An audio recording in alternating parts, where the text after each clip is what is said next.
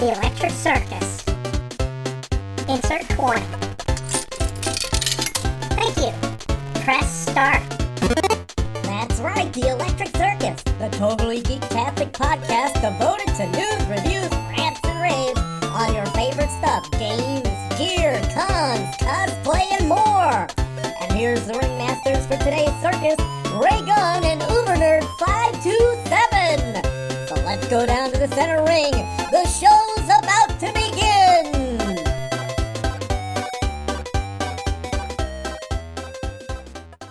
Hello. Welcome to our, our second live discussion here on Instagram Live. And for those of you who are listening to the podcast recording, which we'll be putting up a little later on, welcome as well. This is the Electric Circus podcast. We are a podcast that talks about all things that you nerds out there are interested in. Comics, movies, TV, video games, and more. What we're going to be doing today is we're going to be doing a live discussion of The Mandalorian Season 2. Season 2. We're very excited about that. By the way, we're part of thearcadearchives.com. So if you want to see more from us, go to thearcadearchives.com. And you can actually see all kinds of podcasts, articles, news, and stuff. And here with me now is my partner in crime, Danny, the ultrasonic player. Say hello to the people, Danny. Hi, how's it going, Arcaders? Good to see you. I myself am Joshua the Uber Nerd, and we're very excited. We're both huge Star Wars fans.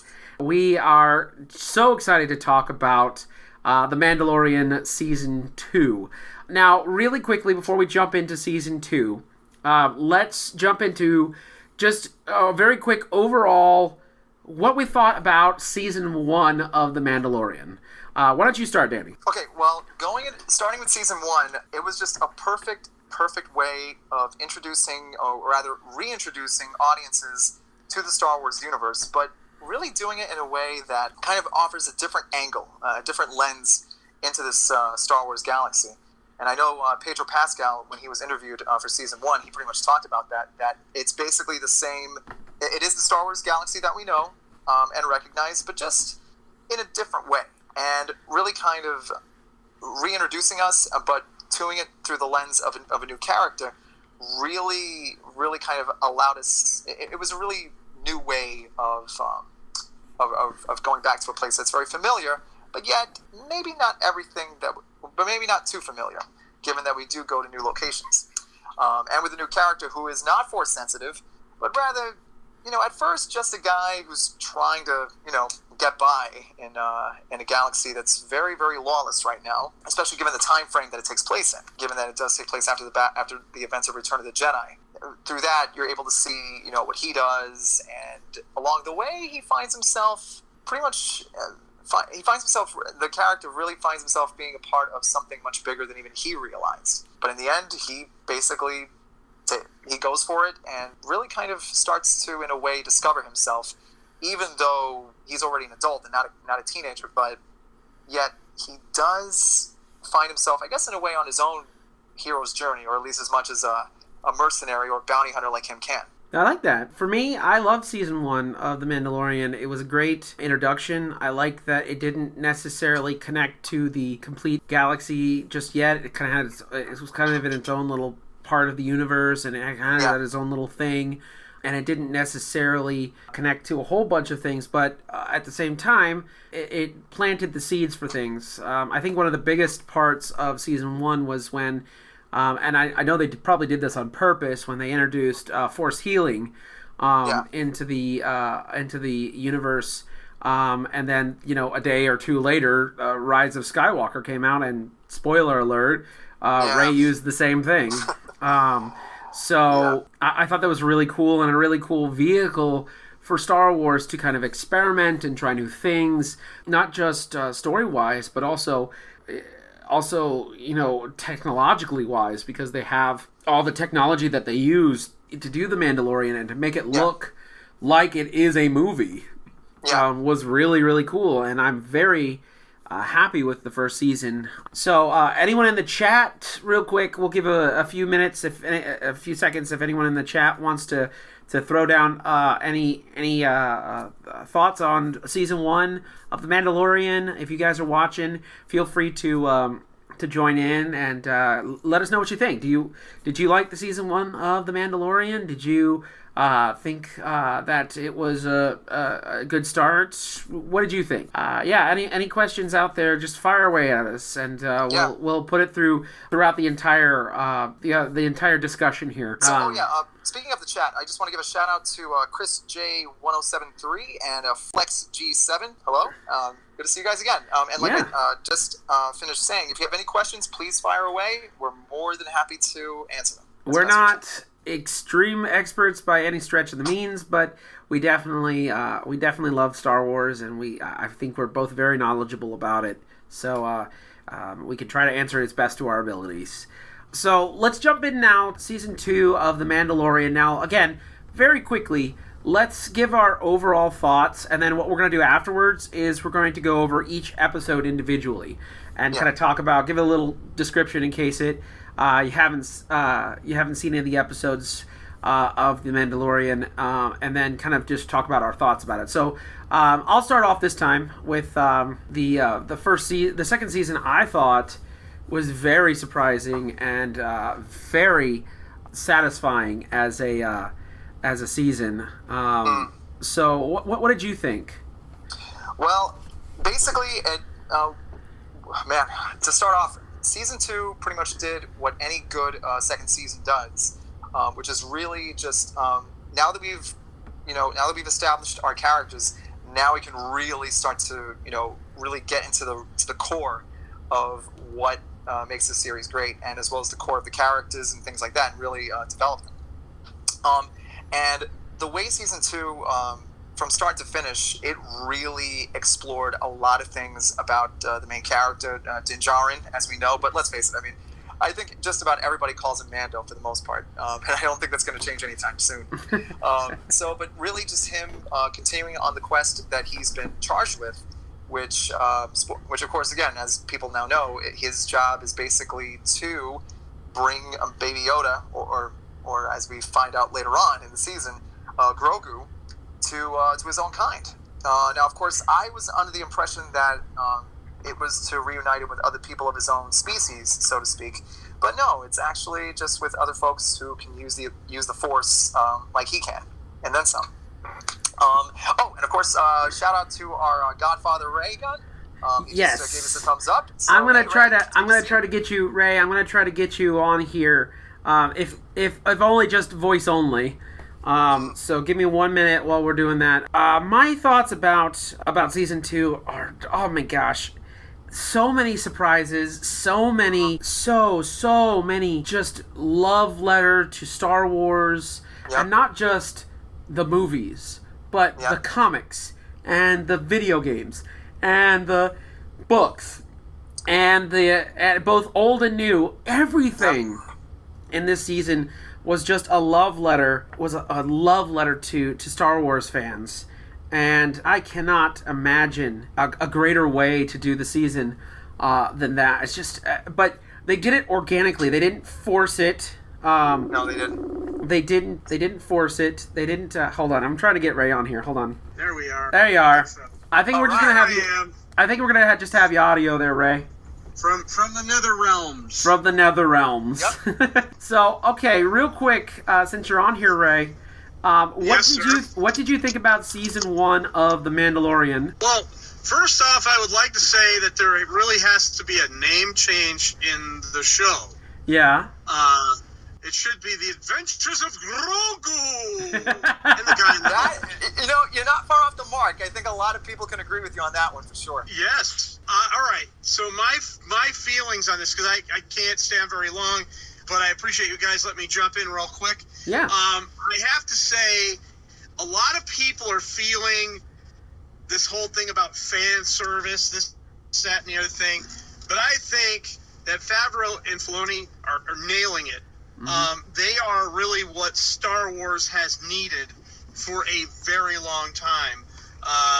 And that is, let's get back to Star Wars and not just the story of Skywalker and the things we know. And that's really what makes this entire show so fun, is it really takes you back to what Star Wars really was before, prequels and sequels and everything else. And I really like the direction they've gone in. I love the series. I love the ending. I'm not sure where Mando can go at this point. Maybe they continue his story. But if they don't right now, it's okay because it feels like a satisfying ending. And if the rest of it is like this, it's a home run. So that's my opinion. I did hear that I did hear Pedro Pascal say something about that season 3 is a go. They're just they're kind of pacing things out with all the other shows that they've announced and whatnot, but it is going to, we will see it. Yeah, and they already announced that. We thought, well, for a while, a lot of us thought that the Book of Boba Fett was going to be like season 3, but they announced they made sure that they announced today that the Book of Boba Fett is going to be its own separate series.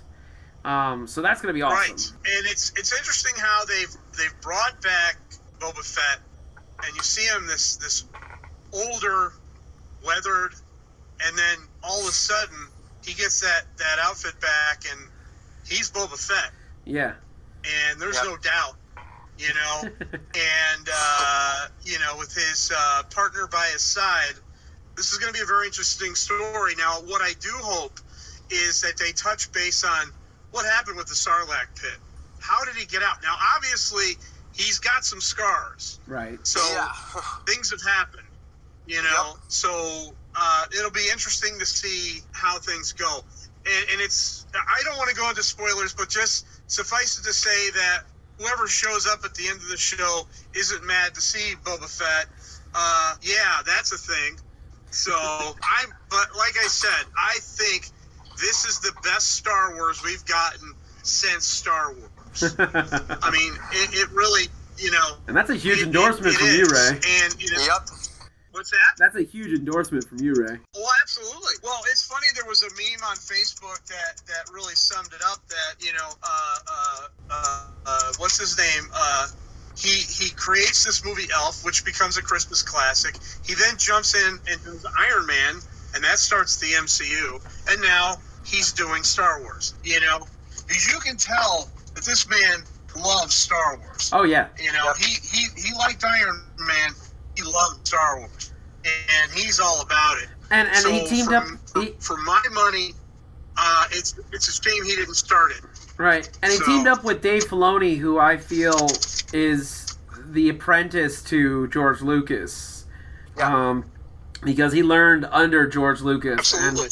And if there's a guy who knows about Star Wars and the way that George Lucas wants to do Star Wars, that Dave Filoni is the guy. Yeah, I mean, you couldn't really have... Yes, absolutely. Ask for the best kind of collaboration, but those two. Oh, yeah. Especially with the way the show has been done. Now, the one thing that gets me is how good Mandalorian is, and the worlds it took us to in 2 very short seasons. And Disney creates this entire world basically based on the sequel trilogy that just came out. Imagine if they had done that as, in the Mandalorian's part of the world, and how different that would be. Right. Yeah. I have not ridden Rise of the Resistance Fed or anything else. I've walked through the area. It's very nice. There's nothing wrong with it. But imagine, even if they had Mando walking around, or you could see Baby Yoda, or Grogu. Grogu. I love that name. Yeah, I mean... That is a vampire name if I've ever heard one. That is a vampire name. I am Count Grogu. Yes. Yeah, he's going to... I don't know. That name, he's got to turn to the dark side, I think. Yeah. What were you saying, Danny? Yeah. Yeah, when I first heard the name, I thought it was like, it reminded me more of like a Lord of the Rings type character. Which again isn't a surprise, given that Dave Filoni is also a Lord of the Rings character. Oh yes, yes. And some people say that Grogu is kind of a homage to George Lucas himself.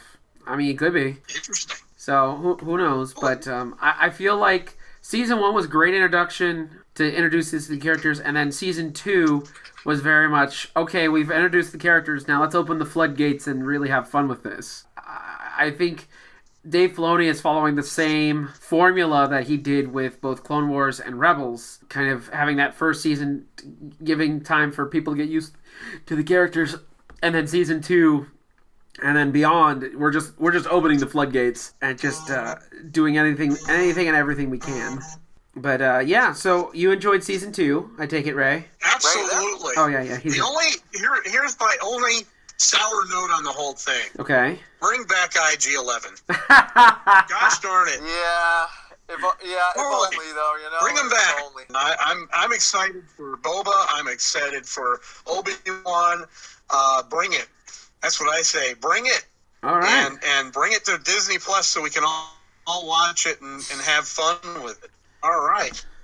Well, listen, I've got to go. I've got arcade things to do. Okay. So it was an honor and privilege, gentlemen, as usual. Yeah. And I will catch you on the flip-flop. Okay. Keep on playing like it's 1981, gentlemen. All right. All right. See you, Ray. See you, Ray. Not a problem. I'll talk at you later. Bye. All right. Bye. I don't know if I finished with season 2 for myself, but like I said, I really loved it. I wasn't sure after the second episode of The Mandalorian, and we'll get into that in a minute. But I wasn't sure after the second episode, but I'm very happy with what we got, and I feel it was a very strong overall story that took what we had with season 1 and made it even better in season 2. And then took elements from other Star Wars media and brought it into the series in not a, hey, look what we can do kind of way, in a very organic and very loving way. I am so happy what we got with season 2. So now that we've kind of given our overall thoughts on The Mandalorian itself and season 2, let's jump into each episode by episode, okay? Okay. All right. So we'll start off with Chapter 9, The Marshal. Let me do a quick, for those of you who don't remember or haven't seen it in a while. The Marshal starts off, the Mando goes to Tatooine again. He is trying to find Mandalorians, who he heard was on Tatooine. He's trying to see and he leads to a man named Cobb Vanth, who has Boba Fett's armor. Cobb Vanth has a problem because a crate dragon is attacking his city, and so he tasks Mando to kill the crate dragon, and he'll give him the armor. Let's now jump into your thoughts, Danny. Okay, well, for me, it was a good way to start things off, and I admit, when I first saw that armor show up, I'm like, wait a minute, what? Because I really thought it was him. Only at first, but then when I saw the way he moved and whatnot, I'm like, oh, wait a second, it's not Boba Fett. It's not him. It's somebody else wearing the suit. And of course, and then that whole story, how they got into it. And I have to admit, one of the little details that I liked was how they were able to communicate with the Tusken Raiders, or specifically how Mando was able to sort of not just communicate with the Tusken Raiders, or Sand People, as they're called, but also kind of serve as a bit of a go-between between the villagers and the Tuskens. Because, well, let's face it, up to this point, when you think of Tusken Raiders, you think of just, as Klieg Lars told Anakin in Episode 2, just mindless savages, that's what we all thought. But the way the episode was done really kind of showed, granted, yes, they can be savage and they can be brutal, but they're not completely mindless, and they do have some degree of intelligence, and as it's revealed, they are willing to kind of, they are willing to work toward a common goal, and they are people of their word, as savage as they are, they do keep their word on certain things. So that whole process was really good. And I really liked how it was just funny because it's kind of a nice little, I don't know if you can call it a reverse, but it's kind of interesting how Mando's able to do that. Yet we know in season 1, well, when certain scavengers were junking his ship, well, Well, we all kind of know how that went down at first. But anyway, but in the end, that worked out too. Now, what did you not like about the episode? I guess if I could pick one thing, because again, it's one of those things where you kind of have to look back at the episode again just to really get a sense of, okay, what were things that kind of stood out in a not so good way. I can't really think too much of anything at the moment, though again, don't be surprised if I do end up realizing something like close to the end of the show. Honestly, I can't really think of anything. Okay. I really can't. But again, it's a nice way to kind of introduce us to a new character, Cobb Vanth, and what he's been doing and things like that. And a nice little, also, another thing I liked too was a nice little nod to Episode 6, namely when the Death Star 2 got blown up.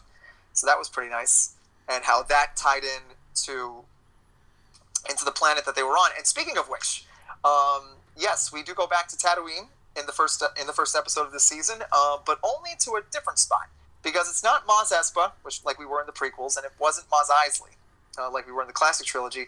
It's actually in a different section of Tatooine, and one that's kind of like not really known, but still, I mean, it's a place that's still kind of on people trying to get by the best way they can, and just and really just how that whole thing worked. And also, for the first time, we get a chance to see what an actual crate dragon was like, or at least in official canon.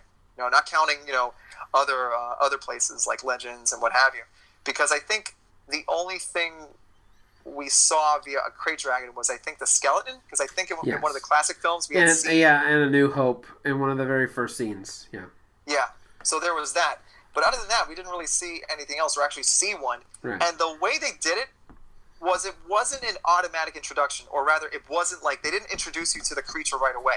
You only saw like maybe a little bit of it, and it's a nice little nod to the original Jaws, of course, to where, again, you don't really see it, but because the less you see, the more terrified you are. Oh, yeah. And that worked all the way through up until you got to the end when, you finally see just what a crate dragon really looks like, and just... Whoa, yeah, these things are dangerous. You do not want to trifle with them. Right. No, I totally agree. As for my opinions, I love the Marshal for several different reasons. First of all, I am a huge Star Wars book reader. I have caught up. I've kept up with the books since The Force Awakens. I have read pretty much every single book that has been released. Not all of them, but a vast majority of them since they're released. And Cobb Vanth, who was introduced in the book Aftermath, the Aftermath trilogy, jumping from book to live action in the series, was really, really big for me. Especially since I've been reading Star Wars books since I was a little kid. And to see a book character make the jump to live action series, just... I don't know, it meant a lot to me. A lot to me. To see that happen. And even though that Cobb Vanth is a minor character, I don't know if any of you have read the Aftermath trilogies. It's a really good read, but every so often they'll go on these little tangents, little side stories, and you get to see like other parts of the galaxy besides what we're talking about. And the Cobb Vanth story was one of those side stories. On top of that, the story that they had in The Mandalorian was very close to what they had in the books. There's just a few minor tweaks here and there, but for the most part, it was the same thing. So for them to do that, it up right now, and it's wow. Because again, I sadly have not read the Aftermath books, but I've heard bits and pieces. But yeah, it's really good. It was a really good setup for The Force Awakens. I feel it kind of gave you the time frame after Return of the Jedi. So the Aftermath trilogy happened right after Return of the Jedi, and it ends the Battle of Jakku, which was the final battle that the Rebel Alliance and the Empire fought officially. I mean, obviously, 5 years after, I don't know how many years between the Aftermath trilogy and Mando. Obviously, even years after that has already happened, there's still a little bit of fighting going on. Some little holdouts still left. But for the most part, seeing that in the series just means a lot to me personally, because he's the first book character to ever do that. It's kind of how Saw Gerrera was kind of the first animated character to make a jump to live action. Yeah, that's right. So it just meant a whole lot to me as a Star Wars reader to see that character jump into live action. As this, the episode, I love the episode. I thought it was great. Beginning to season 2, it was the longest episode, almost an hour long. And I know a lot of people complain about these side stories, but as long as the episode is entertaining, I don't care. I'm actually, I guess being a guy who watched anime a lot, this is nothing. The way that the Mandalorian is set up, it's very anime-esque. Where you have a lot of side stories, and then you with that may interwave with the main plot, but may not. It may just be some one-off thing. I don't mind that, and especially for the first episode of season 2, I thought it was a great jumping on point. It was a great I felt, especially now that we have the whole season now, I felt it was good, all right, we're gonna have fun this season. We're gonna, we're just gonna have a lot of fun. So that's my thing. Now, as for things I didn't like about it, I didn't like that they changed Cobb Vanth's story. Like I said, there's only minor changes to it, but it's a little confusing if you read the books now. But it's really not that big of a deal. It really isn't. But that's just nitpicky. I thought that they did Cobb Vanth very well. I feel like getting his story in there at any way possible is fine with me. So, but then it kind of got us ready for what's to come later episodes, and we'll talk about those when we get there. It kind of eased us into what this season is going to be about, and it showed that the creators of the show love the Star Wars history, and not just the movies, but the books and the comics and the video games. And again, we'll talk about that more as we get through the other episodes. So let's move on. Okay, yeah. And again, chat, if you guys have any things you want to say about any of the things we talk about, feel free to write your opinions in the chat, and we'll talk about them. And like I said, we're recording this right now, so anything that we say here in our discussion will be in our podcast a little later on. So let's move on to Chapter 10, The Passenger.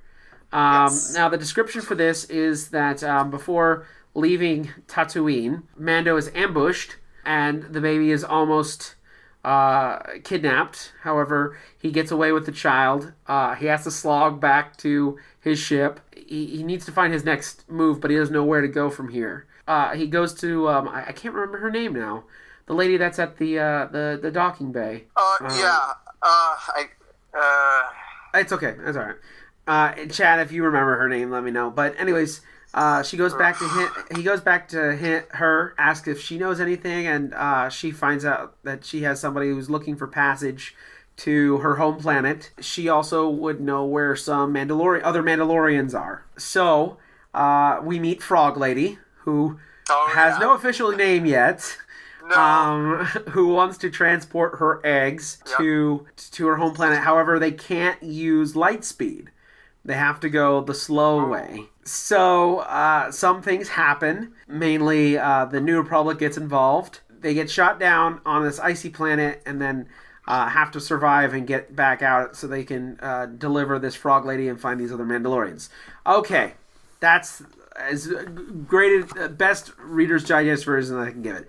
Danny. Well, pretty good. Yeah. Danny, what did you think? Well, this is where even I have to admit things kind of started to slow down just a little bit more than I would have liked. But on the one hand, looking how it plays a part in the overall story, I think you kind of had to have an episode like this because it does go somewhere. It's not just something that's just there for the sake of being, filler. Because I don't think you can really call any of these episodes filler, let alone this one. So, but I have to admit, I can't really... It's actually not too bad of an episode. I mean, would I watch it multiple times? Not so much. But it does... I mean, it does help advance things further along a little bit, even though when you look at it at the first glance, you wonder, okay, why is Mando doing this again? But then when you start to kind of look at it further, you realize, no, this does play a part in how things turn out. Now, I have to admit, I mean, the very funny part, this is something that I know a lot of audiences can agree on, is that the interesting, but maybe not so too hilarious part was the kid, Baby Yoda, basically reaching in, and you think, the way he's looking at the eggs, you'd think, oh, that looks cute, he's probably fascinated by them. Until you get to the scene where he's basically snacking on them as if though they're like those deviled egg snacks that you find in salads, because seriously, and you thought Baby Yoda only had an appetite for frogs. No, this kid's basically got a bottomless pit for a stomach, I'm telling you. Yeah, so The Passenger, I know a lot of people, this was not their favorite episode of this season, and I'm not gonna lie, if you told me to list the episodes that I like, I would probably put this at the on the bottom. However, I did not hate this episode because for several different reasons. First of all, I love the humor in this episode. Yeah. Second of all, I like that unlike most sci-fi movies, Mando didn't know what the frog lady was saying. No. I like that. That was so cool, and it was a first for Star Wars, because usually there's always a protocol droid there, or somebody knows the language, or something. Or some kind of device that actually translates what they're saying, and like, oh, okay, this is what you're saying. Okay. But it just makes it that much harder, and I thought that was really cool. Also, the director of this specific episode was also the director of Ant-Man. Oh, yeah, Peyton Reed, I think. Mm-hmm. Yep. And you can see his Ant-Man-esque humor in this episode a lot. And I know a lot of people had problems with Baby Yoda eating the eggs. Honestly, I don't care. and plus, to be fair, they weren't fertilized. No, they weren't fertilized. So basically, it's no different than you and me basically having, just right. having eggs for breakfast, or anybody having eggs for breakfast. So. Obviously, the frog lady did care about these eggs. However, I don't think she cared too much. She probably figured a few of them would probably die on the way. So, I don't know. I have no idea. It's a fiction story. I'm not going to worry too much about it. Yeah. Don't take it so seriously. Yeah. Don't take it so seriously. Plus, again, they weren't fertilized eggs. Yeah. So no life was being lost. Did the joke go on a little too long? Probably. But, as for, it doesn't really bother me at all. So let's talk about the spiders. Yeah. So first of all, these spiders. Creepy, man. First of all, they were designed after a rejected Ralph McQuarrie drawing. These spiders were actually supposed to be on Dagobah, which Star Wars is all about echoes. These similar designs were used in Star Wars Rebels for the spiders in there. We don't know if this is like a different breed. We don't know if this was a different breed of spider or whatever, but it's really cool to know that they're reusing a lot of the different concepts. And that's what I loved about Clone Wars and Rebels was they went back and used a lot of concept art from Ralph McQuarrie, from Episode 1, from all the movies that they didn't use. They use these characters, like for example, Zeb in Star Wars Rebels was actually a rejected design for Chewbacca. Really? I thought it was Han Solo. Han Solo, Chewbacca. Whatever. Okay. Well, still, wow. Okay. Yeah. That's nice. So, to know that they are using, my point is, to know that they're using all of this stuff, it's really cool, and to take a lot of the things that they didn't use and then use it and then make it really cool is really awesome, and I'm glad to see it. Also, I like the little nod to Aliens. As the egg kind of, oh no, I hope that's not a face hugger. Someone, as I'm sure you've seen this, and I know a lot of folks have seen this, but for those who haven't, someone had done a fan art of basically Baby Yoda snacking on a face hugger. Don't worry. And he'd do it too. And he'd do it too. Yeah. But the thing is, I think he'd probably be the one creature that I don't think any of those xenomorphs would want to even be near. Like, okay, Right. no, this guy eats us. We gotta get away from him. Yeah. He's not a little kid. He'll eat us. He's no, okay, but yeah. Yeah. But I did like that fan art. It was pretty hilarious. But yeah. But Oh boy. yeah. Oh boy. Yeah. Just, But also to also the New Republic, for all the trash talk that the New Republic has had in the last couple episodes, in season 1, and how badly we've heard the New Republic did things. I mean, first of all, the New Republic reigned for 30 years, which is much longer than the Empire. Take that as you will.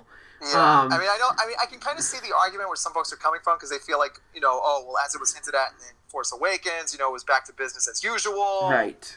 But again, we could go into a whole other thing right there. Right.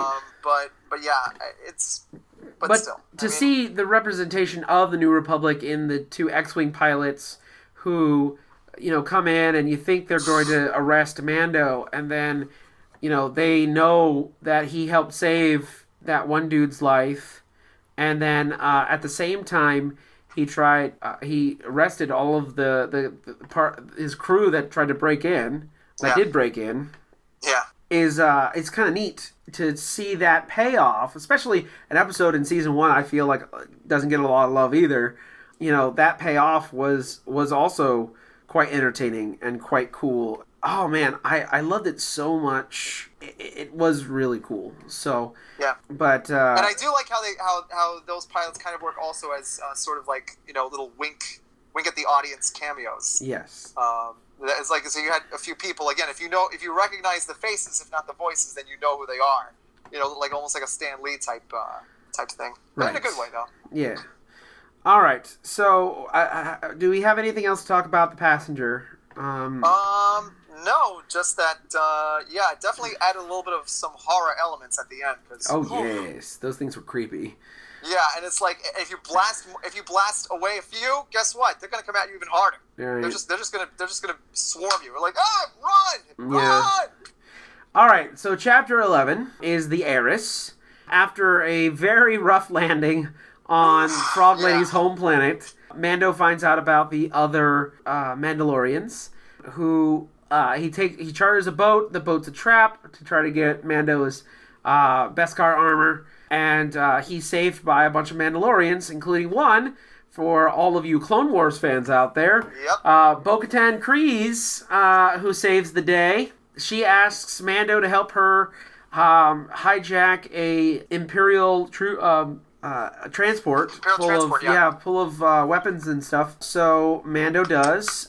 We get a really good action sequence. We get to have our first ever name drop of a very, very popular character. Oh, yeah. So, Danny, what did you think of this episode? Well, first off, like I said, I'm glad that the previous episode was leading to this, and boy, did it deliver. Yeah.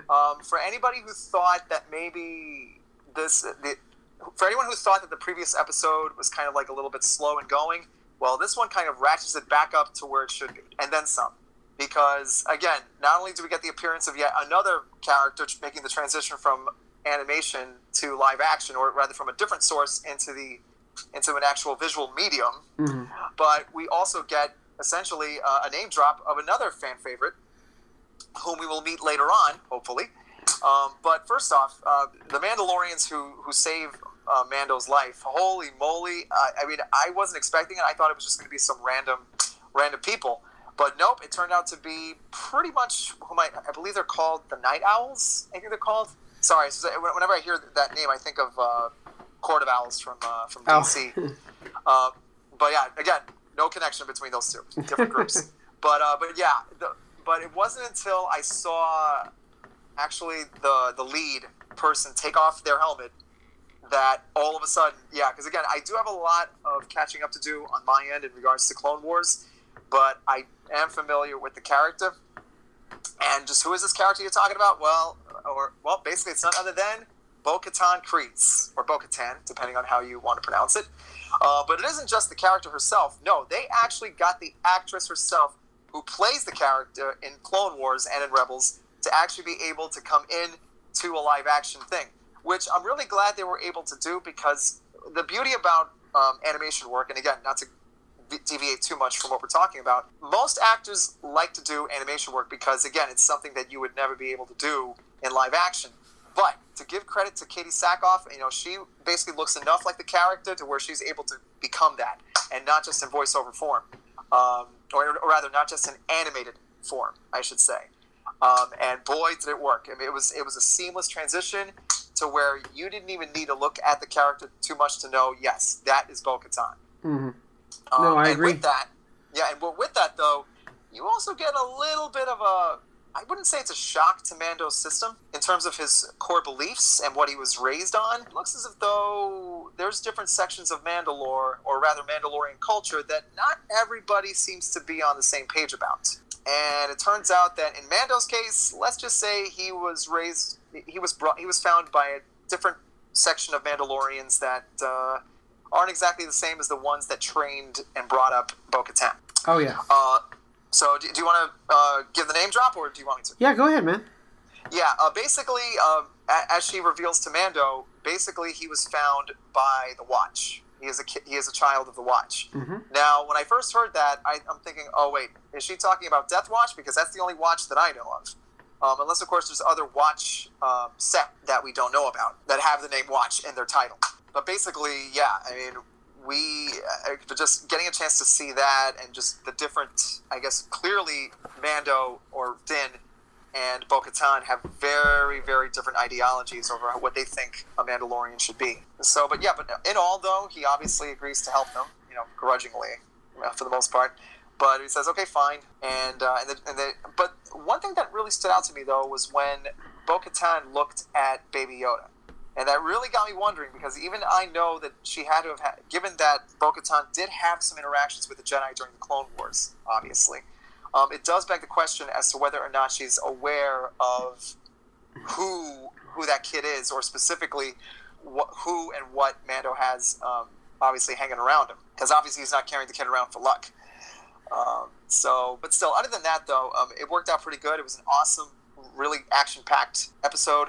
And then at the very end, when she name drops a certain character's name, and it's none other than Ahsoka Tano, wow. I mean, again, it's just when you think that the showrunners can't surprise you, they're able to keep doing that, which is not exactly the easiest thing to do if you're a producer or a writer on a show, but they're able to keep at it, and holy moly, they are just hitting it out of the park, again and again. Yeah, no, and I agree. It really got me wondering, okay, what's Ahsoka going to look like? Because I know that there have been a lot of different discussions from fans leading up to this, and again, there's always such things as fan castings and so forth, but usually they don't really turn out that way. Mm-hmm. Well, up until now, but I guess we'll find out soon enough. But yeah, in all, fantastic episode, action-packed, great transition from, again, one character from another medium into live action, and just terrific stuff. Yeah, I agree. I really like this episode. It was very action-packed. I love seeing more Mandalorians this time. Mandalorians in different armor, but also seeing Bo-Katan was really cool. And also, like you said, seeing her cast as the voice actress from the Clone Wars was also great. On top of that, knowing her history and I remember the first time when Mando met up with Bo-Katan and her crew, them taking off their helmets, and I was like, ooh, Mando's not gonna like that. No. Because we're, those of us who watched Clone Wars and Rebels, we're used to Mandalorians taking their helmets off. We just thought that was the thing, and through the first season, I thought it was really weird that Din, didn't take his helmet off, and I was weird, and I was like, oh, is that going to be like a retcon or anything? But no, again, they seamlessly waved it into the story, and I thought that was really, really cool and really interesting. And then seeing, of course, her, and not only just her there, but her fighting, and it's the same character. It's the absolute same character. And I know that a lot of fanboys are like, oh, she's too young and blah, blah, blah. I'm like, you know what? I don't care.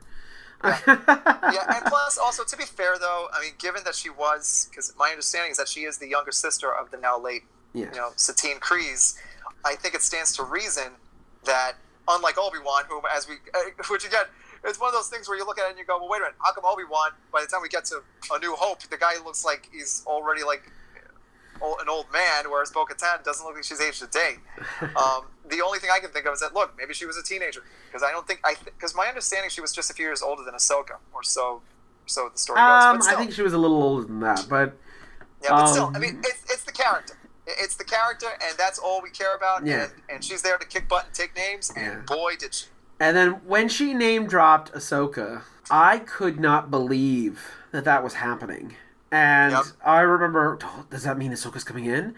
Now, let me just say, before this, we heard so many rumors about Ahsoka being in the series, and about who was going to play her, and all this stuff. And a lot of times I take all that with a grain of salt, because who knows what's going to happen, who knows where they got this information. But to its credit, I got really excited, because that means we could possibly see Ahsoka in live action. And I thought that was a great ending to the series, but also seeing different Mandalorians with like different cultures, that's also kind of cool. I really enjoyed that one as well. Again, the action was great. It just was a great overall show. I like the other characters, even though they didn't really play much of a part. I like the fact that Din left Baby Yoda with the frog lady. Oh yeah, that was pretty interesting, because it's like, although you do realize this kid nearly tried to eat a few of your eggs. I'm surprised that he would do that, but Mando pretty much put on his Papa Bear hat, whether he knew it or not, and pretty much made it clear, hey, don't, behave. Don't behave. Yeah. But and in the end, it turned out it worked out pretty good. The kid didn't eat any more eggs, and it just he actually learned to be like, oh, this is pretty nice. Yeah. So. The Heiress, really great episode. Let's move on. Next episode is Chapter 12, The Siege. And so this is about the Mando the Child. Apparently, they thought they got the Razor Crest fixed, and so they move on to where they have to go next, but unfortunately they can't make it, so they have to land at an old stomping ground, Navarro, for repairs. We see the old crew from Season 1, and then, you'll have to remind me what his name is. Carl Weathers' character? Yes. Grief Karga. Grief, that's right. Grief Karga. So Grief tells him about an old Imperial station that's there, and he wants to get rid of the Imperials for good. Din, of course, okay, sure, why not? So we get another little side quest, and I know a lot of people were complaining so much about these side quests, and I just enjoyed the ride. Okay, so they go off to this Imperial holdout. They have Fish Guy with them, and we find out a lot about this Imperial hangout that answered some questions, but also left us with more questions. Yeah. A lot more questions that have yet to be answered. So, still, my gosh. Yeah, so let's talk about The Siege. What did you like about it? What did you not like about it, Danny? All right, so going into what I liked about it, first off, it was great seeing some old faces. Grief Karga and Cara Dune. Any scene that Mando has with them, it's going to be something really great. And again, credit to both Carl Weathers and Gina Carano's performances, because they really are able to sell you on who these characters are. Gina Carano, with her, again, because of her MMA background, she's able to bring the sort of physicality to her role. So they both each carry their performances are able to give status to their characters, and you really get a vibe from them, which really helps translate into what you see, and it's something that Mando's able to kind of, really work with, or rather, it's something that Pedro Pascal and his stunt doubles are able to work with when they're in those scenes. And so seeing them again was great, and seeing that obviously, Navarro has basically, gotten a little bit better, or at least a little bit better from what it was last season. So, but even then, not all is not well in the Land of Oz, or Land of Navarro, so to speak, because it turns out, with that whole Imperial holdout. But luckily, and also, speaking of which, of characters returning, we pretty much end up running into our infamous blue guy that we met in the first episode of season 1. And it turns out he's been put to work, him being his usual, self and whatnot. But he does manage to play a hand in helping out. And of course, what I really liked, and it's a nice little real world, but a little real world thing that they did, but it wasn't so real world that it took you out of it. And it was when Mando dropped Baby Yoda off at the little school. Yes.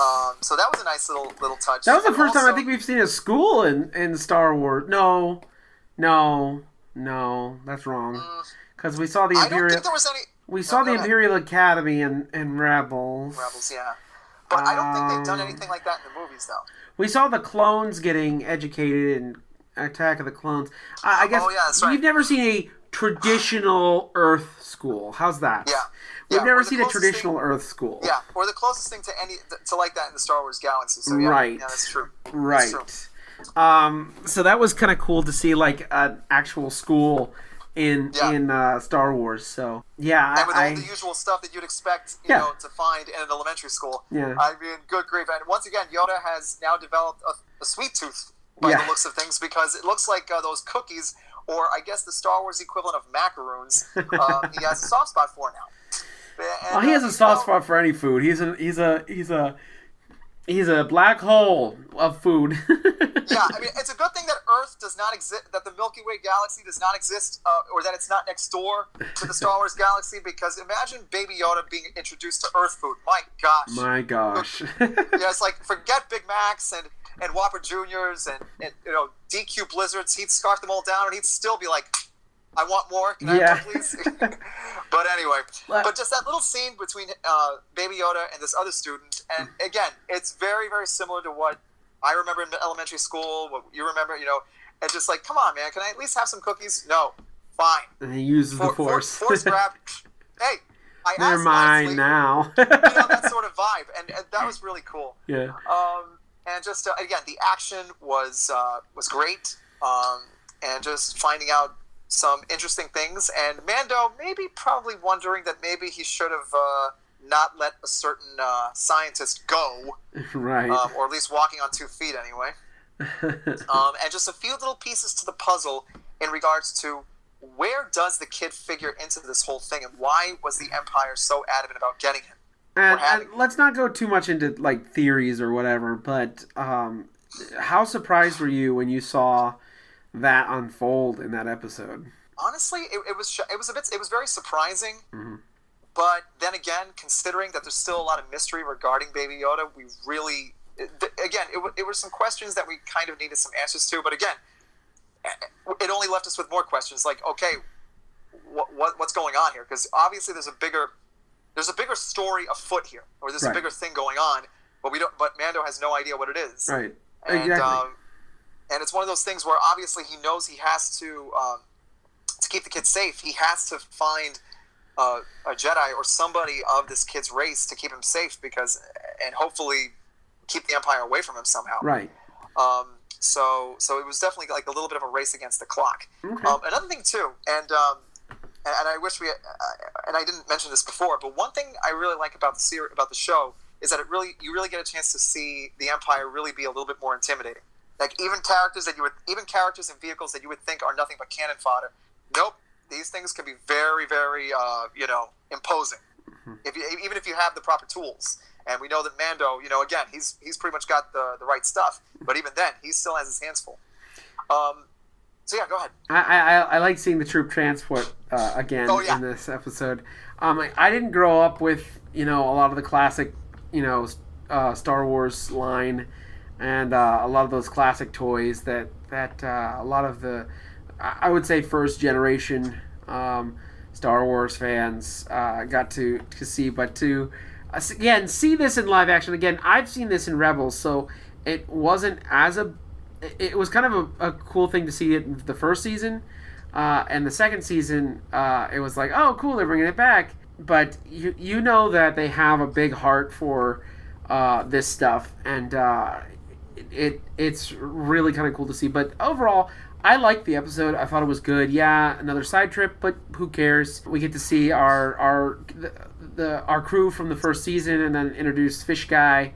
a little bit more. Get to see a little bit more of his personality. But we also get to, again, open up another mystery about what the Empire wants with Grogu. Does this connect with other things? We don't know yet. I mean, like I said, we still don't know a lot of the questions that this episode brings forth. So who knows where this is going to connect to. But overall, I like the episode. I love the chase, and I love the fight. The fights were really cool. I felt sorry for the extra that I accidentally got.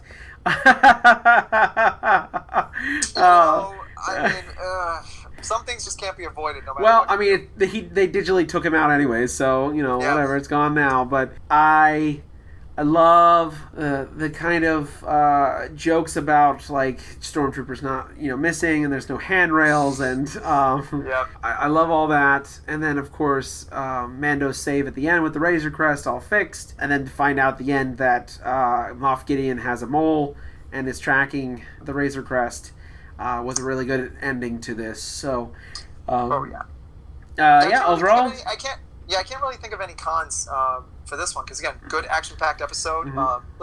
Nice, fun little moments, but it immediately takes you right back into what the episode's about. Right. Okay, let's move on to the next episode. Let me get my notes here. So the next episode is The Jedi. So this is a big one. Yeah. So Mando and Grogu, who we didn't know at the time, that's what's his name, but Grogu fly to the planet that Bo-Katan told them to head to, and I please forgive me, I forgot in chat if you know. I think it was Corvus, I think. Corvus? Yeah. Okay. So, fly to Corvus. They find out that a Jedi has been in this area. The magistrate tasks Din to go out and kill the Jedi, which he has no intention of doing even from the very beginning. He just wants to find this Jedi. We find this Jedi, and surprise, surprise, it's Ahsoka Tano. So, Danny, before we get into your overall thoughts, how was it seeing Ahsoka Tano in live action for you? It was like seeing the character jump off the page and into and into the real world, but yet at the same token, nothing about it feels artificial. Nothing about it felt contrived. Nothing of the sort. Nothing. It just seamless transition. It's just like, yeah, that is it's Ahsoka. Yeah. It is Ahsoka. You don't even need to look at it twice or even too long to know that, yeah, this is. It's there. You go. There's your fan. There's the fan favorite in the flesh. And you liked Rosario Dawson as Ahsoka?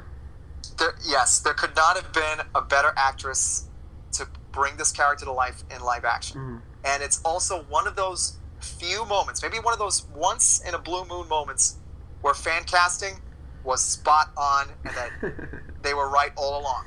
I don't know. I still miss. Don't get me wrong. I think she was great too, and I'm not poo-pooing on you, but I do kind of wish that they got Ashley Eckstein to do Ahsoka, but I'm not sad they got somebody else to do her, and they got a really good actress to play her.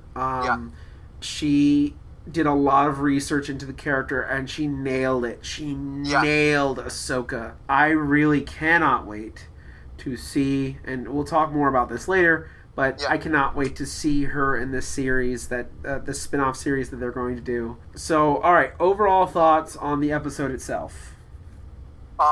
Again, this is another one of those things, one of those episodes where you could almost think that it's fan service, but it's fan service that goes hand in hand with the story and the characters and the development that they go through.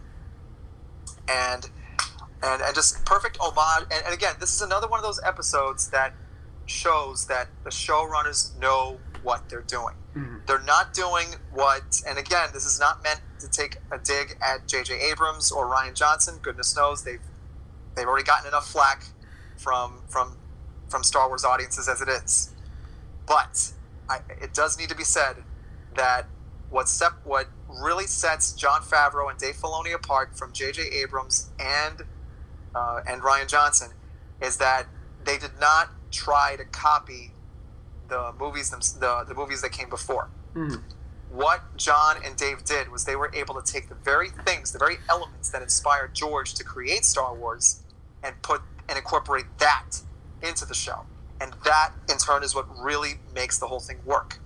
Because, I mean, just the nods and homages to those old classic spaghetti westerns and even to those classic samurai movies by Kurosawa, it's all there. And it's not just, put in there just as a little Easter egg. No, it's done with a purpose. It's done to help service the story.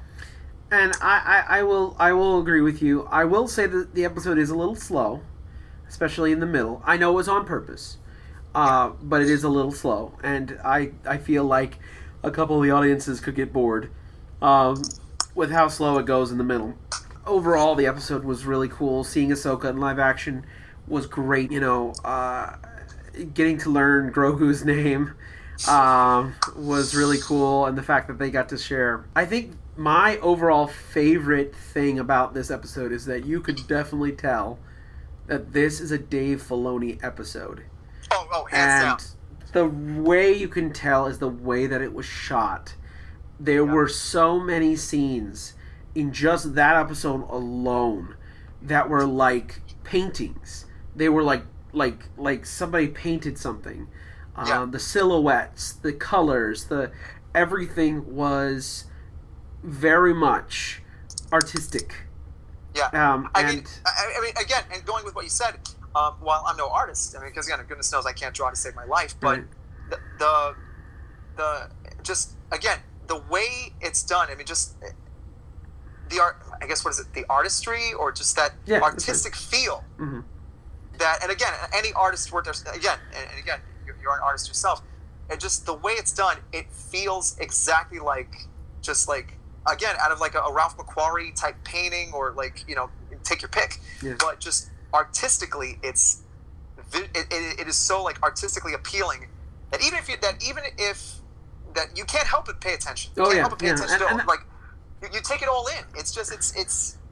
And that's why I was glad they kind of slowed it down personally. But I know like the other side of me was like, okay, all right, let's go. Come on, let's get to the action here. Which we'll get to that. Oh yeah. So finding out Grogu's name, what was your reaction when you heard Grogu? I thought, okay. All right, that's not too bad. I mean, exactly my same reaction. Reminds me of a Lord of the Rings type character, but still, I mean, it works. Yeah. It does. No, I agree. It was definitely. I thought it was fine. I know some people have problems with it. Some people are like, I'm just gonna call him Baby Yoda. He's always Baby Yoda. It's fine. I don't care. But for me, if you find out somebody's name, you're gonna call him by their name. Yep. And the kid reacts. The kid reacts to when you call him by his name. So it's like, oh, okay. More so than just saying, oh, kid. Let's talk about the actual story. I love it because it was a kind of a mix of classic like samurai and spaghetti western. I love the fight between the magistrate and Ahsoka. That was amazing. And just the way it cut back and forth between that and Mando and that other martial guy. Right. Whom, again, did you recognize the actor? No. Go ahead. Maybe you didn't. Okay. Have you seen Terminator? Yes. Yeah. Mainly the first two, because it's Michael Biehn who played Kyle Reese, a.k.a. John Connor's dad. But that was him. And of course, he also played a character who I forget its name in it wasn't Deadwood. It was that Western film that they did in the '90s with Val Kilmer. I can't. Tombstone. Yes, Tombstone. Yes. He played a character there. But yeah, and just again, the action was just the way it intercut.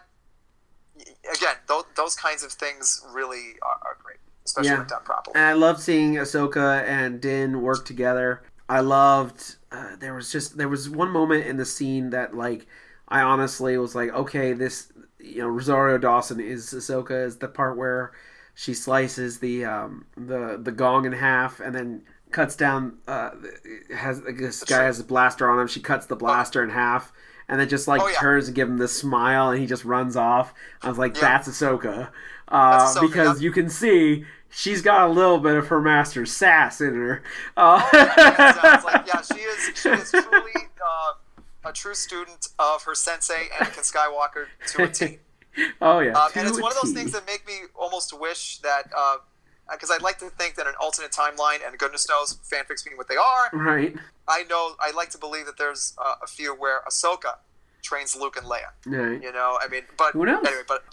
Anyway, she again nailed it, and just her action scenes alone, even not even counting her fight with the magistrate, but even before that, when she's taking out all these other guys, and it isn't just a simple thing of just her using her lightsabers. Like every move, every attack she makes, even if it's not directly on them, it's done with a purpose. Like when she's chopping down the tree, boom, guy gets pancakes. She's definitely her master's student. Yep. Because I saw a lot of her moves, a lot of the things she did. It was like, yeah, that's Anakin. She's got some of Anakin's moves. And of course the fight with the magistrate, going to that, and the way it was done. No dialogue, no score. Yeah, nothing. But just sound design. Yeah. And also just the way she draws her lightsabers. And again, go back to Rebels, and Dawson took her notes. Yeah. She really paid attention, and I like that. Yeah. All right. So let's move on to the tragedy. Side note. Chapter 14, the tragedy. After the tragedy came out, there was I don't know if anyone listens to the Blast Points podcast. Shout out to the Blast Points podcast, by the way. But they took a few scenes from that episode and undercut it with the song "Tragedy" from the Bee Gees. Oh boy. I never heard that song, but now I want to check it out. I don't know if I'm going to end up being emotionally devastated. No. That scene had me going, oh my gosh. Oh yeah. No. So Ahsoka points Din to his next location, which is a planet which between when these two episodes came out, there was a lot of speculation what this planet was. Apparently this was in the Legends timeline. It was like one of the first home planets of the Jedi. So that's a cool shout out to that. I didn't think they would go right to it. I thought there was going to be another little side trip, but no, they went right to it. This was also the shortest episode. However, even though it was the shortest episode of all the episodes this season, it had so much packed into that short episode. On top of that, Robert Rodriguez directs this episode. Spy Kids and Sin City and Alita Battle Angel and all that stuff. The fights had his handprints on it, man. Yeah. So let's talk about this. They land on the planet where Ahsoka told them to go to. Din has to take Grogu to this meditation spot where he has to sit on this stone and kind of meditate to try to communicate with other Jedi. And along the way, lo and behold, somebody's starship shows up. Who is in this starship? Mr. Danny the Ultrasonic Player. All right, cue the drum roll, please. It is none other than Boba Fett. Yes, now, Boba Fett. Here's the thing. We actually spotted him at the end of the first episode of Season 1, and we were wondering, what in the world? Yeah. Like, how did this happen? Yeah. But clearly, when he got out of there, you can tell, yes, he did get out of the Sarlacc pit, but he didn't get out of there unscathed. Right, and with Fennec Shan in tow, so... from the first season. So that was him, and with those boots, which everyone was thinking that was probably him because of those spur noises that they made. Which, if you go back to Empire Strikes Back, Boba Fett has those spur noises every time he walks around. So you might want to go back. Yeah, you have to watch that again. So anyways, and then not too long after Boba Fett lands, do we get another surprise guest? Stormtroopers decide to descend to try to get Grogu. And of course, our very good friend Moff Gideon has come to take the child away. So, and again, spoilers for those of you who haven't seen it yet, but Grogu gets captured and taken away. And then of course, R.I.P. to the Razor Crest. So let's talk about this episode. What did you like and didn't like about this episode? Go. Okay, well, first off, to get the cons out of the way, I can't really think of anything else. I mean, again, I mean, it's really hard to kind of find cons in these final episodes because everything is just really tightly packed. And with this one, I mean, holy smoke! I mean, granted, yes, it did. Was it a short episode? Obviously, it was, but because of how it was done, it doesn't feel like a short episode. Right. I mean, just first off, being taken to a planet that only those who had read Legends, who either were around to read those books back in the day, or maybe stumbled upon them, you're not going to know what this planet is. And of course, granted, I mean, everyone thought I didn't even know, and I'm a huge Star Wars fan. I've never even heard of the planet, so that was new to me. Yeah, and my understanding of the planet Tython was a little bit different than what it was described. But again, they only landed on a part of the planet. They didn't get a chance to explore, and that was another thing that I kind of had thought that they were going to do. I thought that they were not going to get to the Seeing Stone just yet. I thought that they were going to touch down and just be like, okay, let's just, all right, well, while we're on our way there, we'll just see the sights. Mm-hmm. But nope, they got right to it. Nope. Wasted no time. Wasted no time. Now, I had been wondering, like a lot of people, like if Boba Fett did survive, which we know he did, obviously, we did wonder, I wondered, especially, like, how would that encounter go? What would that confrontation be like? Well, basically, obviously, when we meet up with Boba, he obviously is exactly who you'd expect him to be. He hasn't changed one little bit, or not, or has he? Because instead of actually just, saying, give me my armor or else, and Mando saying no, and just Boba Fett, drawing his blaster and shooting him, no. He actually, says, look, I got a sniper up there who's aiming at the kid and whatnot, and of course, Mando's saying, you do that, you won't even get a chance. And then it turns out that Boba basically is able to de-escalate the whole thing, which is kind of shocking because, if you've watched the classic trilogy or even the prequel era, namely Clone Wars, the character never really came across as somebody who would want to, talk first, shoot later. Yeah. But I don't know. I mean, and that's something that a lot of people have kind of discussed about. And I've listened to other podcasts like Rebel Force Radio. Shout out to Rebel Force Radio. Shout out to Jason Swank and Jimmy Mack on there. But yeah, they talked about that, and it looks as if though that that Boba may have had a chance to really think about stuff. But then again, being in the Sarlacc, even if only for a while, I guess you do get a chance to think about stuff maybe while you're trying to get out of there. But the fact that he was able to be like, look, I just want my dad's armor.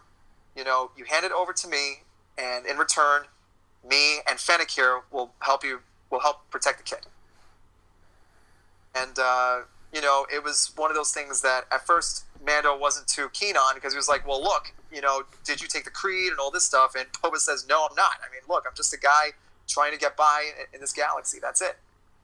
And again, I know I'm not saying it word for word, but again, that's basically the gist of what Boba's telling him. And so, even before it can go any further, our favorite bucketheads show up, and it just turns into an all-out fight. And it's one of those things that make me wish that Mando had taken his blaster disruptor, or I think they call it Amban Fate, his sniper rifle with him before he got out of there, before he headed off to the Seeing Stone. But anyway, so they get into that, and but boy, you really get a chance to see Boba Fett. Not only does he get into the fight, he gets into the fight. And even though he doesn't have his armor at first, that doesn't mean he is helpless by any means. You give him a club, and he'll just basically start swatting away these guys like they're nothing. Seeing somebody actually use a gaffy stick for the first time in I would say the first time, the second time in Star Wars, and seeing how brutal that weapon is, my gosh. Yeah. I mean, Boba Fett is dangerous enough without his armor. You give him his armor, then that's a whole other level of awesomeness right there. But yeah, just that scene alone, you really get a chance. You get it. If you felt like Boba Fett was just some chump, because I never thought that about the character, but I know there were plenty of other people other audiences out there who did. But just with the scene alone, that notion starts to dispel very quickly, right? Because he's just single-handedly taking them all out and just laying them all out like it's nothing. And then, of course, we get to that scene. And it starts with him looking at Mando's ship. And then you don't see anything else after that. except a crossfire. And then something gets thrown. Something gets thrown at those Buckethead stormtroopers. They get blasted away, and who should show up? Not with a superhero landing, but nevertheless, feet first, on the ground, and ready to kick some butt, but Boba Fett himself in his armor. And let's just say it is glorious, and looking at some of the reaction videos, which again, you have to see them to believe it, but Boba Fett still lived up to the hype that he had back in the day. Oh, yeah. And more he so. He may be older, but that doesn't mean anything. Oh, no, that doesn't mean a thing. Knee rockets! Oh, yeah. He has knee rockets! Yeah, he has knee rockets, which apparently have been a thing since the beginning, because they went back and they found a screenshot of Return of the Jedi, and he has those knee rockets.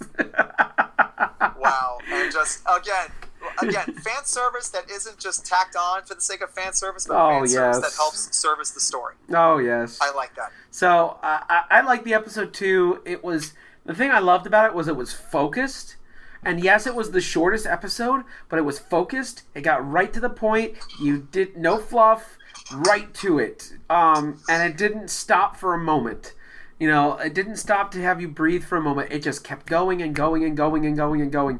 I like that about this episode. I really do. You know, I know that some people are like, how did Finnick survive? And whatever. It doesn't matter to me. Yeah. Ming-Na Wen is an amazing actress. I'm glad she's in Star Wars. Having her character back was awesome. Of course, Boba Fett coming in with his armor, kicking butt, taking names. This was amazing. And I was so happy to witness it. But that wasn't the only surprise in this episode. Oh, no. We also get the Dark Troopers for the first time. Oh, boy. And let me tell you, I probably made the biggest fanboy squeal ever, because I have been a huge fan of the Dark Forces video games. I have played all of those games since I was a kid.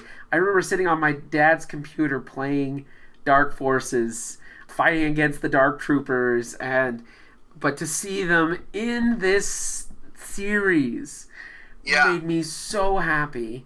And all the fan theories that I have, and oh my gosh, I'm so happy, and I'm so glad that either Dave Filoni or Jon Favreau are Dark Forces lovers as well. Because this is not the first time the Dark Troopers have appeared in Star Wars. No, not at all. Because the first time they appeared was in Rebels. So now we get to see more of them. And oh my gosh, they were so cool. And of course, Grogu gets kidnapped and taken to Moff Gideon. You know, Moff Gideon kind of gloats a little bit. We get to see Grogu using his Force abilities to, like, mess with some stormtroopers like little puppets. Yeah. I kind of got a vibe of, where's my dad? Yeah. That sort of vibe. Yeah. So, all right. Let's move on, because we're almost running on 2 hours here. So let's move it and groove it. Before we move on to these last two episodes, I want to throw in a huge spoiler warning. Do not go past this point if you do not want these last episodes spoiled for you, because we are going over them right now. I mean, you had plenty of time to see every episode prior to what we're talking about right now, but these last episodes, you need to be caught up. So you have been warned. So here we go. We're going to start off with Chapter 15, The Believer. Din decides to go after one of his old crewmates. Cannot remember his name for the life of me. Darn. But during the prisoner, but so they get him out of they get him out of jail, and they use his old Imperial connections to try to get a way to find Moff Gideon. While they're on this planet, Din and I forget his name. I really wish I could remember his name. The bald guy, the prisoner. The prisoner that they go after? Yeah. Look it up real quick. Do it. Yeah. Do it. Do it. So I don't feel like a complete moron. Yeah, the character's name is Mayfield. Mayfield. Okay. So Mayfield and Din have to go to this Imperial base to try to get information of where Moff Gideon is, On the way, they have to sneak into this transport, and that's transporting rhydonium, and highly explosive chemical. That then they get attacked by pirates. They make it there, but then Din has to actually access the computer himself, and so we get a very tense scene. And we get to really see this character Mayfield, who a lot of people did not like in The Prisoner. So, really quickly, Danny, what did you like? What did you not like? Well,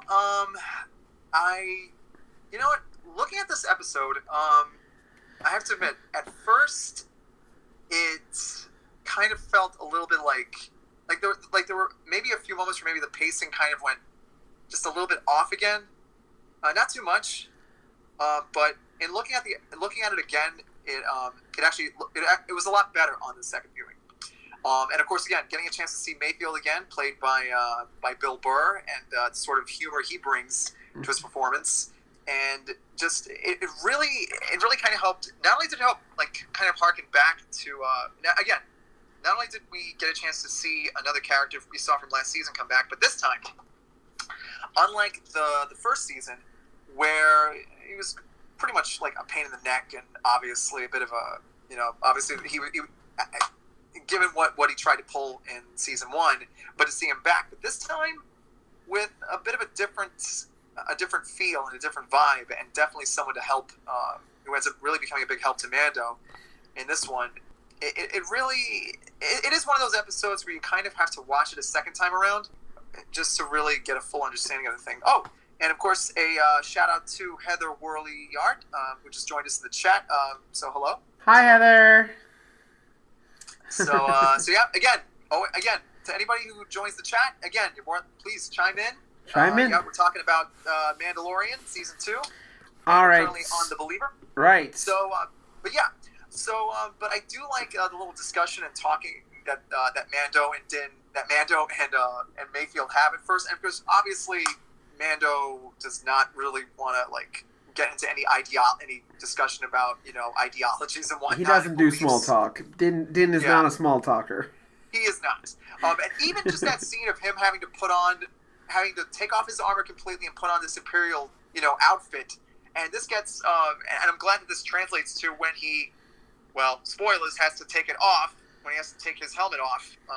It's one of those things where he clearly feels out of place. He clearly feels like just naked, essentially, without his armor, because that is him. It's so it isn't just a sense of oh, well, it's just a suit. No, to him, and again, as I said in season 1, the way of Mandalore isn't so much a race as much as a creed, a way of life type thing. So, but obviously for Grogu, he's willing to put that aside and focus on the bigger issue, right? Which he's able to pull off, because there is something that there's something that Mayfield and Din have to do in order to gain access to information they need. But to do it, it has to scan your face. Unfortunately, Mayfield can't do it because obviously he's on record. Rap sheet notwithstanding. So Mando decides, okay, fine, I'll do it, and it works.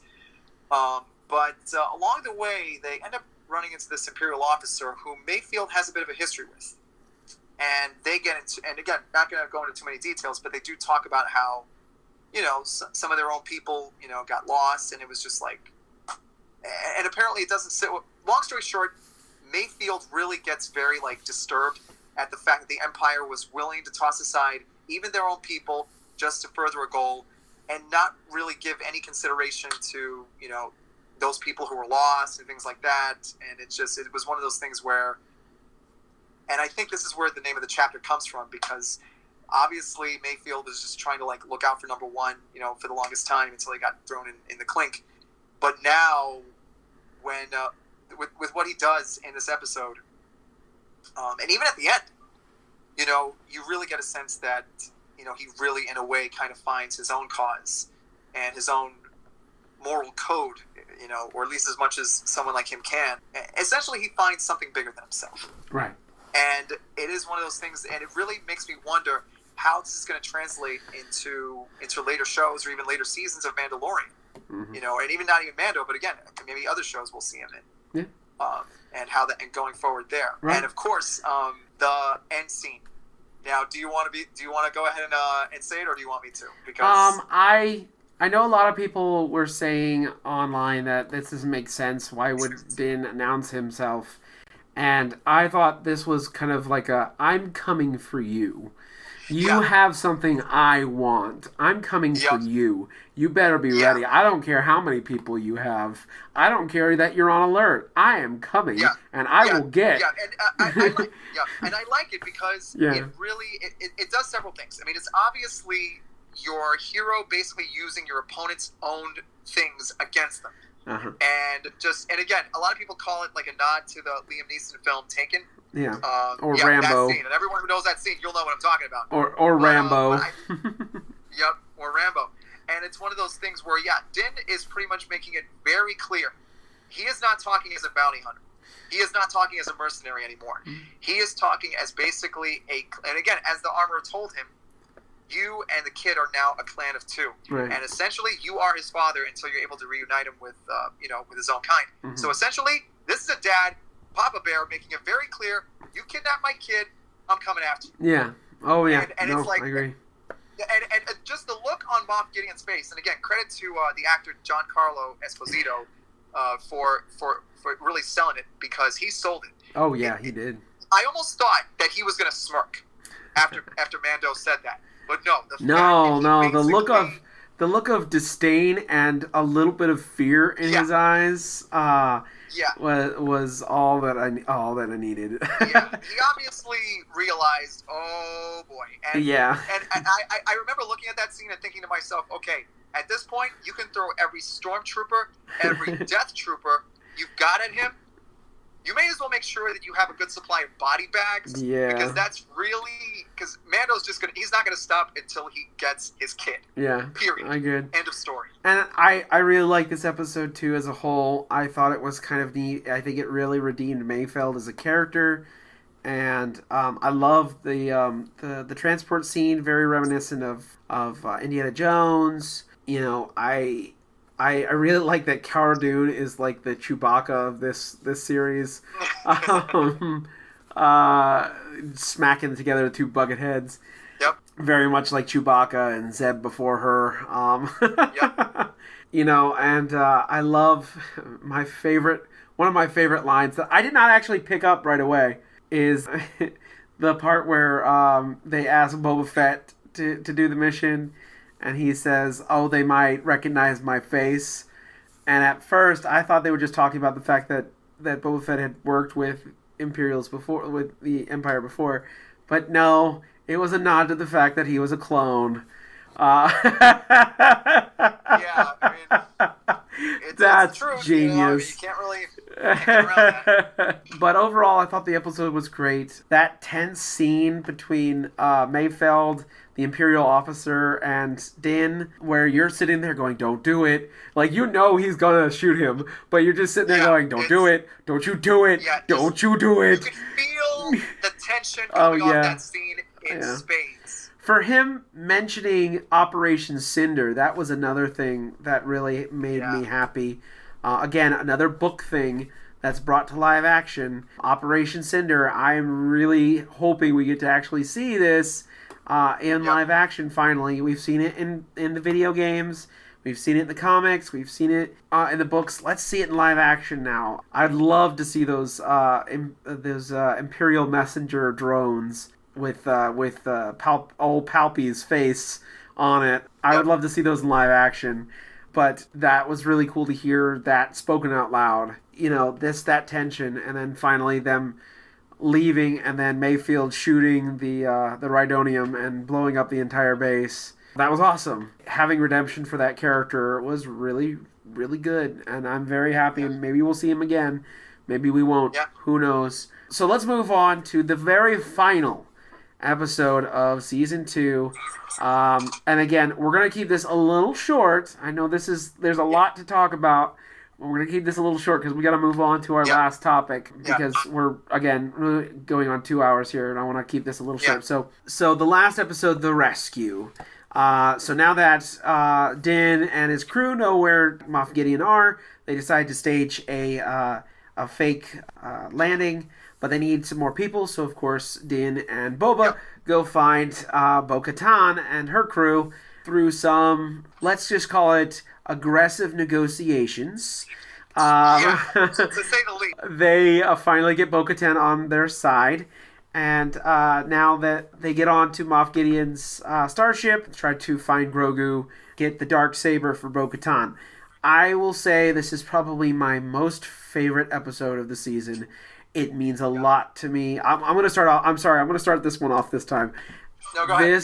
Go ahead. Take it away. This episode means so much to me in so many different ways. First of all, the guest star of this episode did not take away from the real focus of this show and this episode, which was Din and Grogu. Yeah. You know, this father and son relationship that they have had. He did not take away from that at all, at that emotion, at that moment. But dang. When I saw that it was an X-Wing, and I thought, oh, the New Republic has come to help. And then they said, no, it's only one X-Wing. I went, no. I did not want to believe it. Because I thought it was going to be some other character that we hadn't seen. Right, but when he ignited that lightsaber, I knew that hilt right away. That is my favorite lightsaber in all of Star Wars.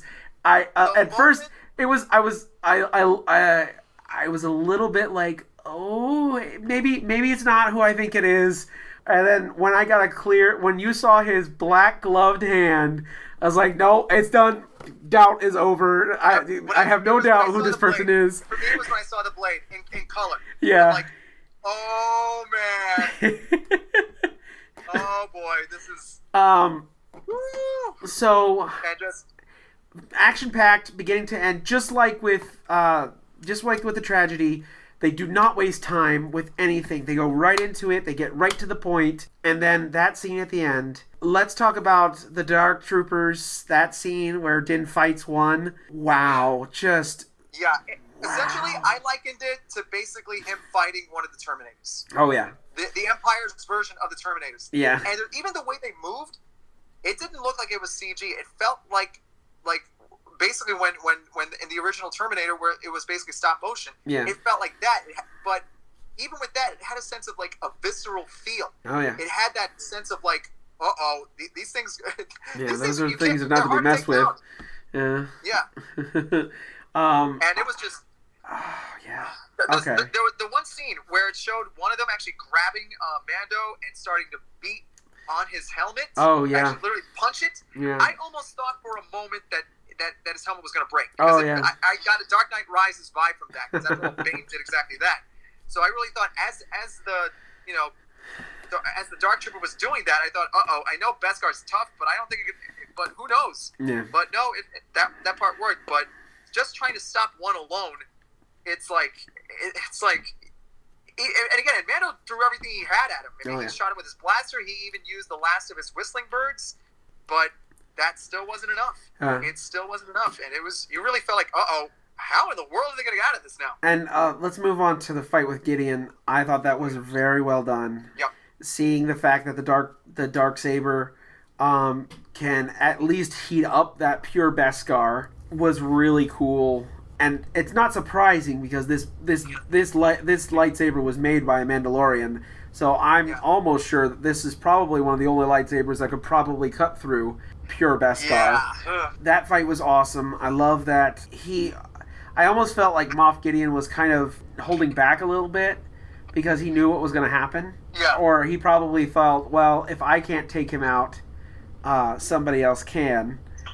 So, and then her giving the Darksaber to Bo-Katan and her refusing it because she has to fight for it is really neat. And it's weird because, again, spoilers, in Rebels, Sabine gives Bo-Katan the Darksaber without a fight. So something must have happened between when Sabine gave it to him and when Din was giving it to her. So we'll find that out, I'm sure. I have a theory about that. Huh? Yeah, I actually have a theory about that. Yes. Because I was listening to another podcast about that, and the podcasters talked about what if the reason why Bo-Katan was able to accept from Sabine, and again, we don't know. But what if the reason why Bo-Katan accepted it from Sabine was because there were people there, witnesses, and I guess maybe the circumstances, along with that, made it possible for her to be like, okay, fine, I'll accept it, as opposed to being on a ship, surrounded by people who are not really Mandalorian, with the exception of her own, crew members and of course Dan himself. Right. But who knows? I mean, hopefully in season 3 we'll get into that. Right. I think we will. Because Din doesn't seem too keen on keeping it. He's like, look, you can have it. I don't want it. All right. I think we've stalled enough. I think it's time to really geek out now. Let's talk about Luke Skywalker. What was your reaction when you saw Luke go to town on those Stark Troopers? I'm just like, he's back. Oh yeah. I don't know who that was we saw in the sequel trilogy, but this is Luke Skywalker. I know. Scene. For me, it connects very well with The Last Jedi, and because he's in a different place now in the Mandalorian timeline that he will be in the Last Jedi timeline. But who knows what's going to happen? Between then, who knows how much we're going to get? But seeing Luke Skywalker, we've seen him fight. Yes, he fought against Darth Vader. He fought at Jabba's palace, but we have never seen him go to town. And to not only see him go to town, but also see him like his father and show how powerful he is, like his father, is just so amazing and so wonderful. Yep. For those who had read those old Legends books, basically Luke pretty much became Luke had pretty much become like a Superman, Captain America type figure, just in terms of his awesomeness and just his power, but also his heart. Yeah. And it is basically it's Filoni and Favreau and the director, what's his name, Robert Rodriguez. I don't know who directed this episode. I think it was Peyton Reed. So basically, they took Peyton Reed. Yeah, I'm sorry, my mistake, arcaders. Sorry. But yes, but just seeing him pretty much go to town and mow down those Dark Troopers was just so satisfying. And plus, again, it turns out they're droids. So go ahead. Yeah, go ahead. I mean, we've never seen Luke do this. We've only seen him fight Vader, and we've only seen him go against just a few of Jabba's thugs, but we have never seen him really just let loose, and that was cool. And I get it. The de-aging CG, it wasn't the greatest, but you know what? It's Who cares?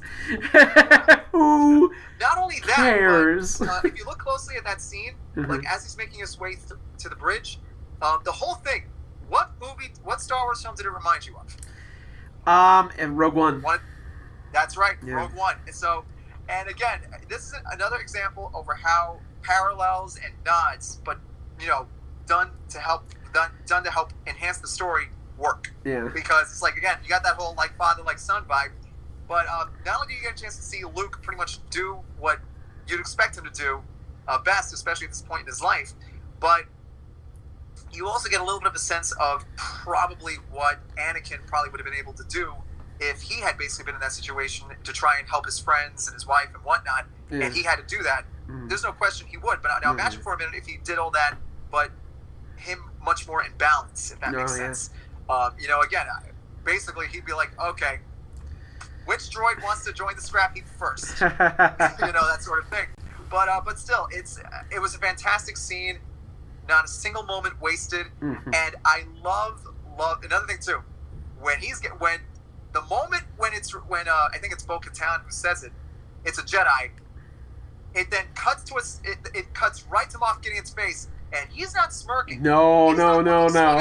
He's fearful. You thought he was fearful when Din was saying, "I'm coming for you." Oh no. That was just a little bit of fear. You get to see a whole bunch of fear in his eyes. It's almost like he's thinking, "Not him." Yeah. Not him. Yeah. That sort of thing. Yeah. But it was worth it. And he also proves. Luke also proves why they don't throw Luke into every story too, because at this time he's a Jedi Master. He's gonna come in and wipe the floor with everybody. It was and now that we talked about and got to geek about Luke, okay, let's talk about the final scene between Grogu and Din, and how, like, emotional that was, how beautiful that was, and not only that, but again, echoes. Star Wars is all about echoing things. Yep. Having the "let me see you one last time with my own eyes" moment between Din and Grogu. Wow, just and after all of what Luke did and all the, like, you know, geeking out about what Luke did, and again, credit to the people that moment did not overshadow the true, you know, focal point of this series and this episode. You know, I give credit to Pedro Pascal. He did an amazing job. He did. And he sold that so well. And now that we've talked about all the episodes, let's go over the future real quick. And again, we're heading on almost 2 hours now, so let's go through this really quickly. So the future. So we already know that Mandalorian Season 3 coming next year. A lot of people were speculating that the Book of Boba Fett was going to be what Mandalorian Season 3 was, but again, they announced today that the Book of Boba Fett will be a completely separate series. So that's great. So we're going to have not only the Mandalorian, we're going to have the Book of Boba Fett next year. So that's awesome. I'm very excited for both of those things. I'm also excited, and we're just going to talk about series that spin off from The Mandalorian. If you want to hear our take on all the other things that were announced, go to our last episode on the arcadearchives.com or on iTunes. We're going to be putting it up on Anchor here in a little bit, so you'll be able to hear that episode here soon on other platforms. But right now, you can go on the arcadearchives.com. You can hear that episode. We talk about all that stuff. But let's just talk about the spin-offs for The Mandalorian. Are you excited for the future of Star Wars? Yes, I am now. More so now than I was before. Yeah. Because after the sequel trilogy, I thought, well, where can they go from here? Yeah. And so, I mean, and now with this announcement, I can say it's looking pretty good. Okay. Not every show is going to be for everybody, but that's okay, because the key to this whole thing is now variety. Right. So there's going to be something for everybody. Yeah. So let me ask you. We have 3 spin-off series from The Mandalorian. Yeah. We have the Book of Boba Fett. Mm-hmm. We have Ahsoka. And we have the Rangers of the New Republic. Now, out of those 3, what are you most excited for?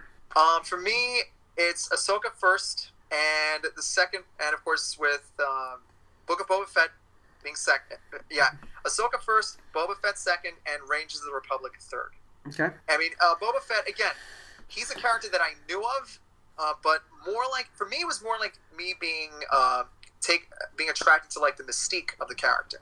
It wasn't really a character that I knew all that much of, so I know I got a lot of catching up to do on that. But still, really with that one, I'm really looking forward to, and seeing now he's basically king of the underworld. So now it'll be interesting to see where he goes. Mm-hmm. Ahsoka, enough said, because actually, given what she says in the Jedi, what she says to the magistrate, it's pretty obvious. It's pretty clear that all this is gearing up to something big.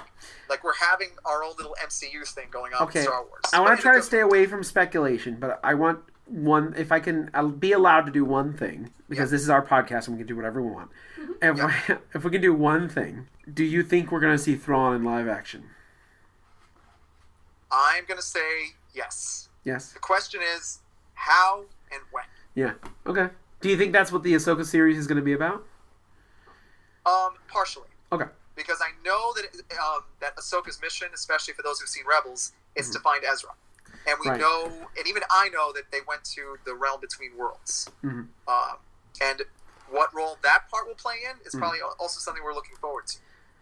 Because again, for all we know, the realm between worlds, I mean, it could, I mean, again, who knows what I mean, the possibilities are endless, so we don't really know what they're going to do. But again, with the right people, and they got the right people behind it, it's sky's the limit. And then we also know that these 3 spin-off series from The Mandalorian are eventually going to culminate in a big, epic event. Avengers type. Yeah. Avengers type thing. Are you excited for that? Yes. Mm-hmm. Because, again, you've got one of the architects of the MCU in Jon Favreau. And you have Dave Filoni, George Lucas's apprentice, and the one who helped create the series called Clone Wars, Rebels, and now back again for Clone Wars, the final season. Honestly, I say just let them do their thing, and they will give you gold. Yeah. Period. And then the announcement today that Robert Rodriguez, who did the tragedy episode, he's going to be helping produce the Book of Boba Fett. What do you think about that? I think it's a good idea. I mean, the guy's definitely got his own distinct flair for action. Oh, yes. And I think it's going to go it's going to go perfectly in line with who and what Boba Fett is and what things he's going to be going through. Right. And what he'll be facing. So, yeah. For me, I'm excited about the future of Star Wars. Just speaking on these Mandalorian spin-offs, I think they're going to be really cool. I can't wait for Ahsoka. Ahsoka's one of my favorite Star Wars characters. Yep. So I can't wait to dive more into her character. I can't wait to dive into to Boba Fett and getting to know him a little bit more. I don't know anything about Rangers of the New Republic, so I cannot tell you. I don't think anyone knows anything about it, to be honest. So that is a wild card for all of us. I mean, so but yeah, for me, Ahsoka and Boba Fett, I'm really looking forward to the most in terms of just the shows. If the Rangers now, of the movies, if the Rangers of the New Republic can morph and have their own Zords, I don't know, man. I don't know about this. Yeah, I mean, it's like, well, at this point, who knows? I mean, for all we know, they may even have Chuck Norris make a cameo because after all, he did play a Ranger. Hey, why not? So, I mean, they practically. I mean, who knows? Who knows? So we both agree, I feel, that the future of Star Wars is bright. It's probably brighter than it's ever been before. We're very excited about what's coming up soon. So I think that's going to wrap it for our discussion on Season 2 of The Mandalorian. If you haven't seen it yet, go to Disney Plus and check it out. It's a really great series, really great season.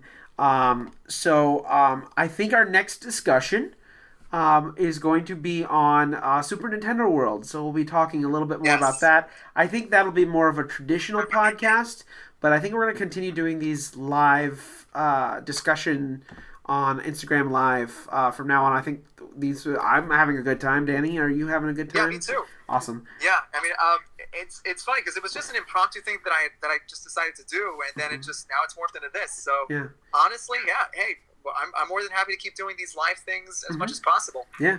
Plus, it'll help audiences, get into what we're doing, and allow them to help participate. And again, arcaders, those who are watching live, and even those who will be watching it once it's fully done and recorded. If you have any ideas and for episodes, please chime in. We're more than happy to listen to ideas and see what we can do, because we really want to grow this show and really grow the site into something really special. Right. All right, guys. So we're going to go ahead and leave it here for now. So once again, this is the Electric Circus podcast.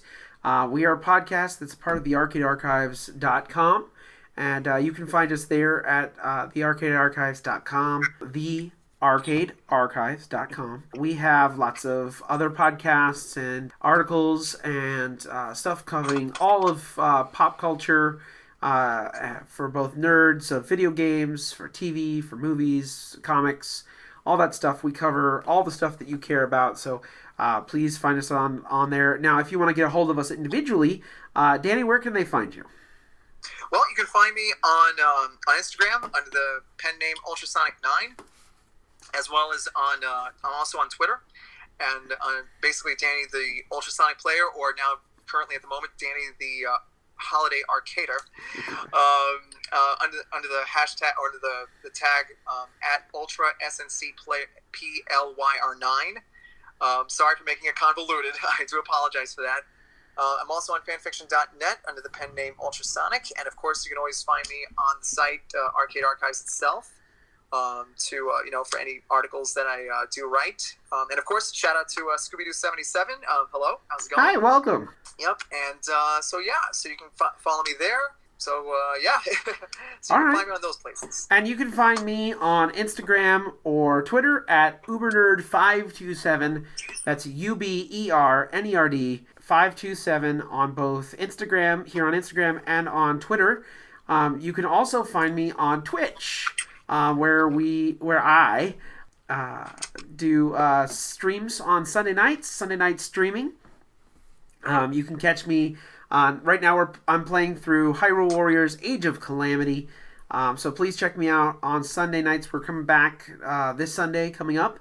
Last week we took a break because I was on a little vacation. So you can catch me on there starting this Sunday night, usually at 7:30 p.m. Eastern. Please feel free to join us so that we can really have some fun out there.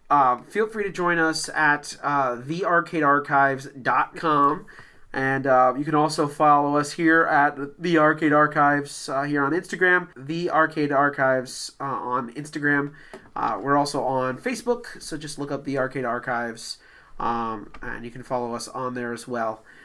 So thank you guys so much for joining us. I hope you guys had a great time. We'll be doing more of these soon. And if you missed this episode, don't worry. We'll be posting this as a podcast on our site here in the next few days. So on behalf of myself, Danny the Ultrasonic Player, Ray Gunn, we want to thank you guys so much for joining us for this discussion. And as Ray would say, keep playing like it's 1981, guys, and we will catch you later. Bye! Bye. See you next time. Hey Arcaders, this is Ray Gunn from the Arcade Archives Network. I hope you've enjoyed the podcast that you're listening to. If you're listening on iTunes, please give it 5 stars. A lot of time and patience go into every podcast we do. 5-star ratings help us so we can continue giving you this quality entertainment every month. And don't forget to share us with your friends. If you're listening to us on YouTube, please give us a like and subscribe to our channel. And if you're over on our Facebook page, please like and share. Once again, we do this for you guys, and we enjoy doing it every single month. So every little bit helps. So please go online and like us today. Thanks, keep playing like it's 1981, and I'll talk to you guys later. Bye now. The Electric Circus is a part of the Arcade Archives Network and is produced by What's This Button Do Productions. Hey guys, what's this button do? Oh,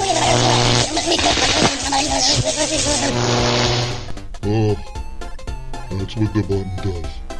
Oh.